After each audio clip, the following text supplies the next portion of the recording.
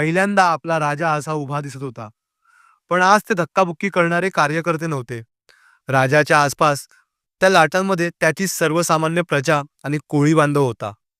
राजा चौपाटीला आला आणि पुढे दिवसभर जे काही झालं, आज मी तुम्हाला सांगतो. राजा सकाळी 7:30 वाजता चौपाटीवर आला.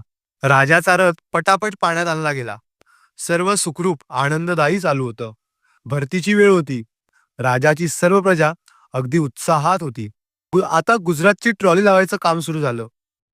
पण अटेम्प्ट चुकले आणि राजाचा रथ मातीत आत रुतला. पाण्याची पातळी फार वाढली. तेव्हा तिकडे आपल्या कोळी बांधवांनी राजाला बाहेर काढण्याचे खूप प्रयत्न केले, पण काही झालं नाही. राजाला आज प्रजेला मन भरून दर्शन द्यायचं होतं. दुपारी 12-1च्या सुमारास राजा एकटाच.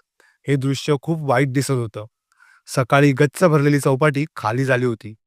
आपल्याकडे पाठ फिरून राजा समुद्राकडे बघत होता. खरं असंच वाटत होतं की राजा आपल्यावर रुसलाय. नंतर 4च्या सुमारास पुन्हा प्रयत्न केले गेले.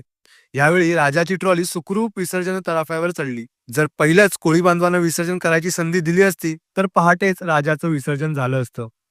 पण शेवटी ग्रहणात विसर्जन झालं. राजा प्रजेत पूर्ण 32 तास राहिला. 11 दिवस धक्काबुक्की करून 2 सेकंद दर्शन घेण्यापेक्षा विसर्जनात डोळे भरून इतका वेळ राजाला पाहणं, याला मी शब्दात काय वर्णू. बस इतकं तर मी ठामपणे सांगू शकतो, राजा प्रजेचाच आहे. ते त्याने आज विसर्जन मिरवणुकीत दाखवून दिलं.